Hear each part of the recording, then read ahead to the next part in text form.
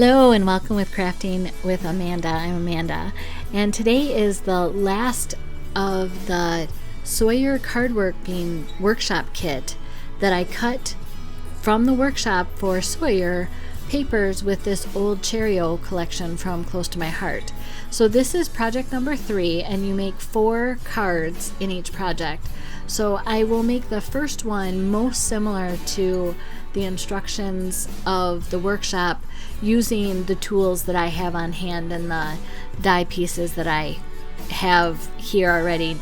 I did buy the workshop, but just if you weren't able to get the workshop when it was available, because I think they sold out and maybe they're on back order now, you can look around, and these will give you some suggestions of ways that maybe you can still do the workshop with the Sawyer paper or with other paper that you have in your stash. I am a big proponent of using what you have, and if you love a new paper, absolutely, but I have years worth of papers that I could scrap and make cards with. So this first card, as you can see, you cut the stripe paper on an angle, and then it had the die cut with the scalloped edge along that. So what I did to cut my paper on an angle is I lined up one of the corners of the straight paper with the line on my cutter, and the other corner on the 1 1/4 inch mark. So that way I knew on all of my next cuts, if I lined it up the same way, either to the left or the right of the cutting line, I was going to get the same angle cut. So here again, I'm taking the stickies from the Cheerio kit and using some of the images that came with that, trying to get rid of some of my stash and use it up and send it out and send some smiles. So that's where that frosted brownie comes in. And then I took the stripe paper in the red and just covered the sentiment. And like I said, this card is the most like the original card from the workshop. And then the other 3 that I do for this project are derivatives from it. It uses the same pieces that you cut for this project, but it uses them in a different order. And what I'm doing here is I'm taking some of the die cut hearts from the die thin cut that has all the hearts on it. It's like a full card front. And I'm lining them up on my scrap paper where I had stamped the first generation of the swirly heart. And I'm lining them up in the line so that I know when I stamp on it that all of them will get that background color. So now I'm not going to show you what I stamp on the inside of all of them, but it's pretty much the same. Happy Valentine's Day. And then there'll be a couple of the hearts in the blush, just to kind of tie the 2 colors that are in the paper in the front into the inside as well. So that's card 1 done. And then card 2, you can see here it's the same pieces. And here I'm lining it up with the 1 1/4 inch mark and the edge of the trimmer, and depending upon which way you move the paper is what angle you'll have on your paper. So I wanted to trim that down just to give it all a full edge.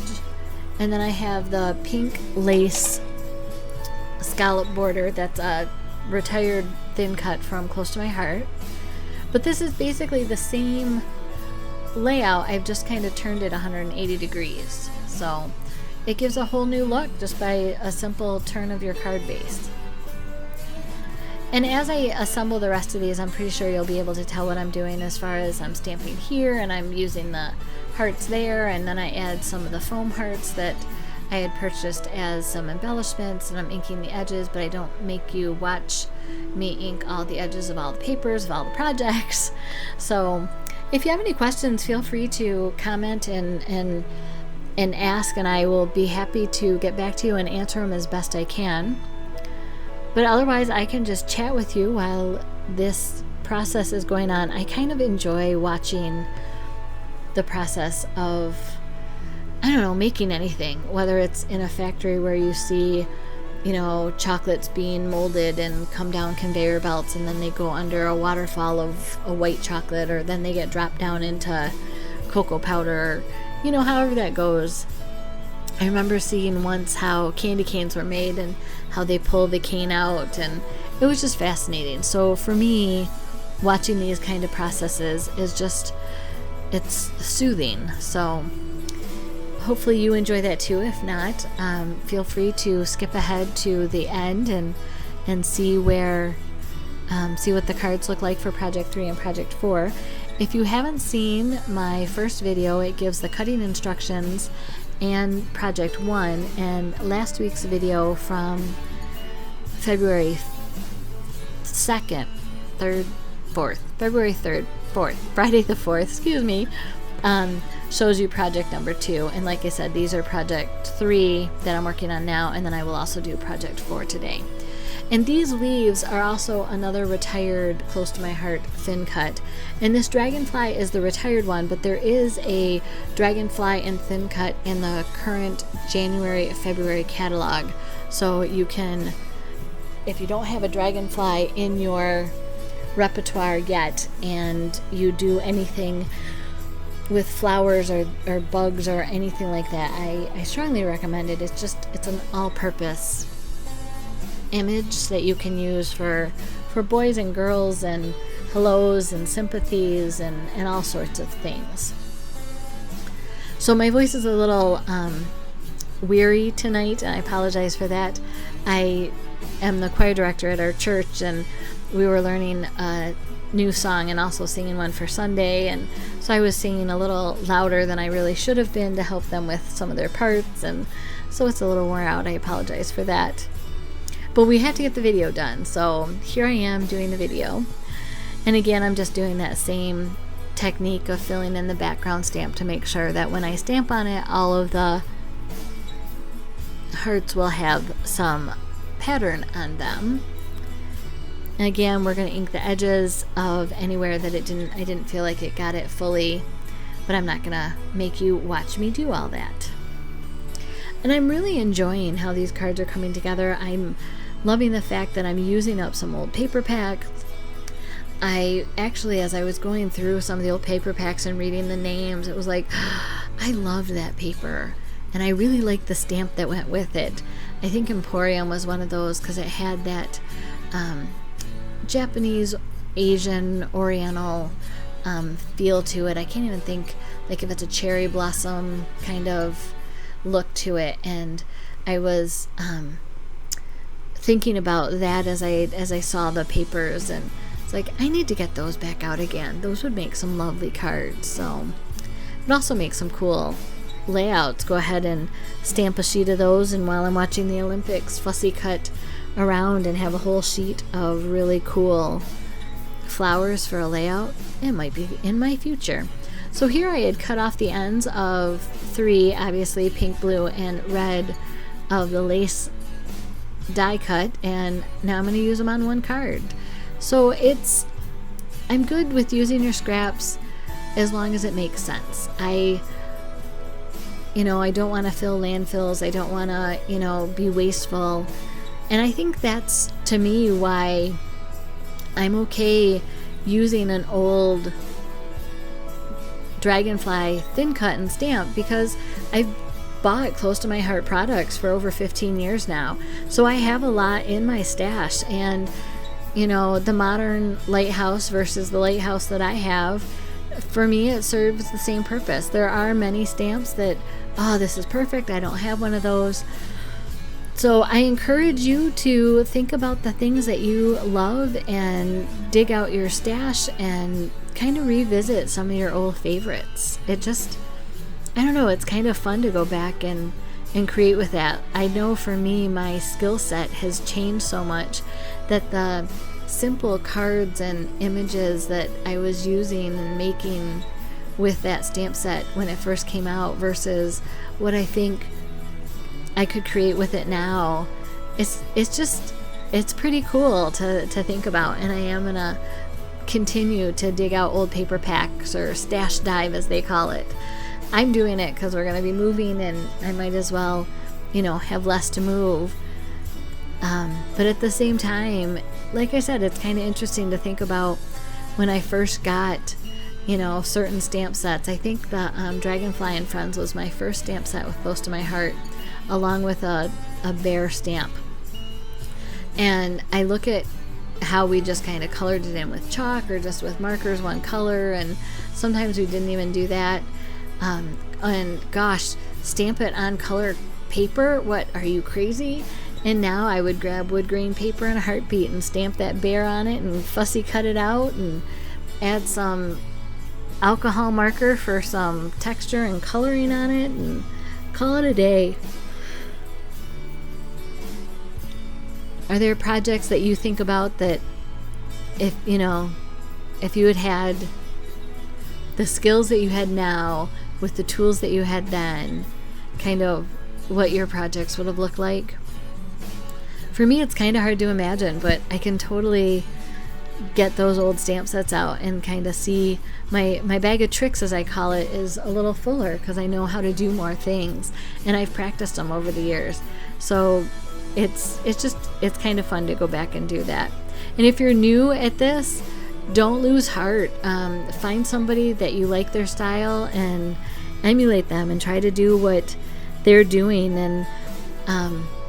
and just play and have fun. And that's exactly what I'm doing on this layout. I was going to try to do a different orientation, and then I realized that I wanted to utilize these white leaves because they were just so pretty. With the striped paper and the white leaves, it just gave me that, I want to say French providential, or I'm saying the wrong words, feel, but it just had that country French chateau kind of look. And maybe it's not the modern look, but that's the feel it gives me. So I'm not a decorator. I could sing, but I'm not a decorator. So don't count on me to know what the right phrases or style, or Ming Dynasty versus the Rococo and period Rococo, or and maybe you're laughing at me because I don't know what I'm talking about. But I think for me, my style is comfortable and fun, and it's going to change from day to day because I'm going to change from day to day. So now I'm just trying to interlace the leaves of this die cuts. And it's funny, I really have I really have issues sometimes doing layers. And even with these leaves, I remember I was struggling with it. So it's just kind of funny how that works. And I watch videos all the time of people that just layer and add, and I'm in awe. And I'm trying to get better at it. I'm trying to get better at mixed media as well. So all of these things, I just need to practice more and hopefully take you along on my journey in the practice. And you can give some feedback if you see that something that I'm doing that you're like, oh, if you do this, I'm open for suggestions, tips. Hey, why don't you try doing this? I'm in. Just let me know and I will try it. So there I go. I pulled up that one leaf so that it's overlapping a little bit. And then I like how the white of these hearts are looking, but I remember as I was creating this, it was kind of like they're a little too stark against the lacy background and the blue, and I need to do something more. Well, those other hearts with the patterns on them were right there, so I just grabbed 3 of them that size-wise would fit inside of those white hearts, and I didn't have one the right size for the center, so I'm just going to create some more because who knows when I'm going to want to use those. I'm glad my voice is holding out for us here. I have my water here, so I'm taking some water breaks, which is good. I forgot to take my water at choir tonight, so that's also part of my overused singing voice, or out of practice singing voice, however you want to say that. I do enjoy singing though. I enjoyed directing the choir, but I'm really looking forward to maybe when we move, finding a choir that I can join that I'm not the director. I had found one out here and I literally paid the money to be in the, through this community college course, and it was a women's singing group, and I went the first week and got it, paid the second week, and then before the third week happened, it was March of 2020 and they weren't having practices anymore. So I enjoyed it for the couple weeks that I was there, And maybe I'll find that again when we're over on the other side of the country.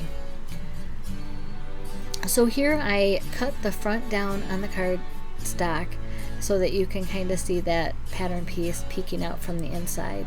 And those are just fun. And this is more of the stickies. And I'm going to take my embossing buddy, or actually this is a sock with cornstarch in it, and unstick the back of the label that's hanging over the edge. I'm really liking these Cheerio papers and the colors with the chocolate and the red and the pink and the green, and it's fun. It's nice. It was, they're thinner papers. They don't have the heft that today's Close to My Heart papers have, and you can feel that, but they still have the white core, so you can still rip them and use them that way.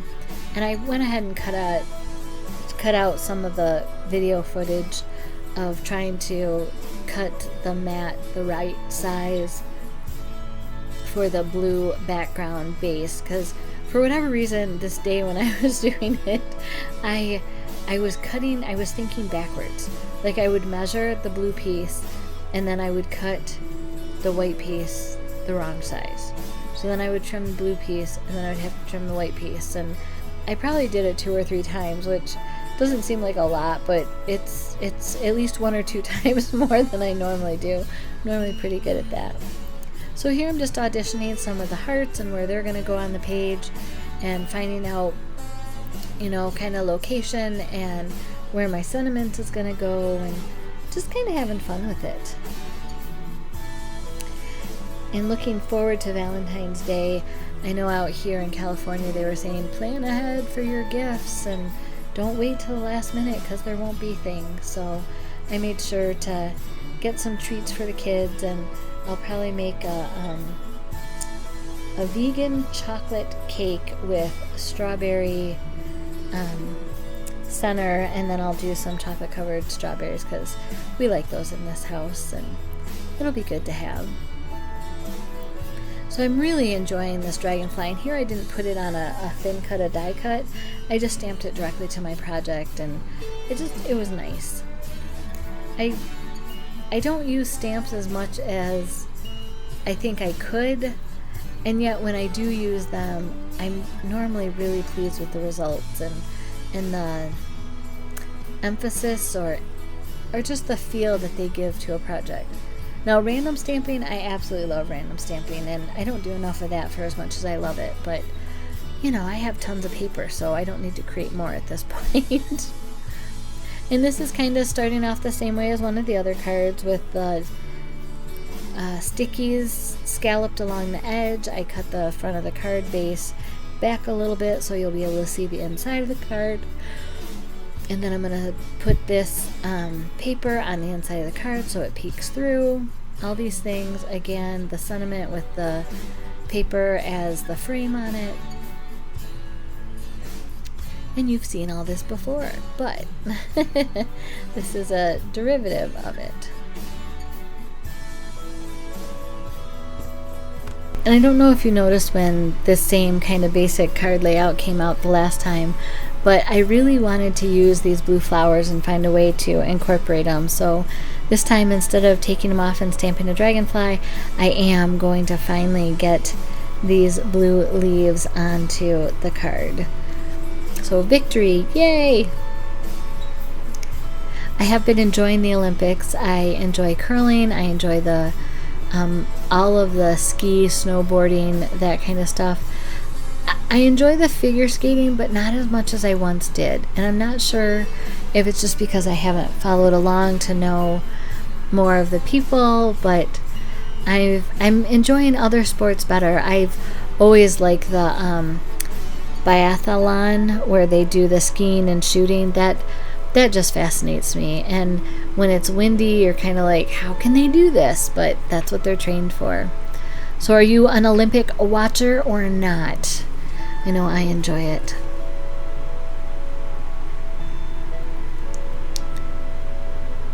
So we're kind of wrapping up here. I think we're coming into the last couple projects.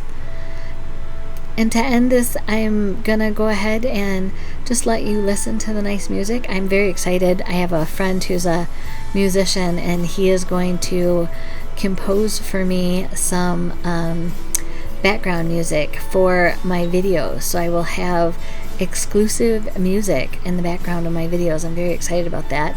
So I was kind of telling him what kind of vibe and speed and what I'm doing, and so I'm excited to hear what he comes up with. He's amazing. He's written compositions for like the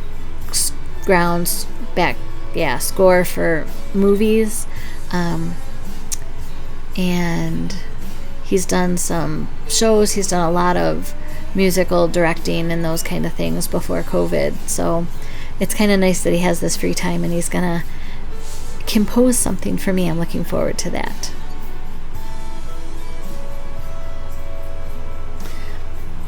So I've already inked the edges on this card. I'm just trying to put together something different. Again, just if you cut these card pieces the same way that the workshop tells you, I'm just trying to give you some different ways to use those card pieces and make each card your own.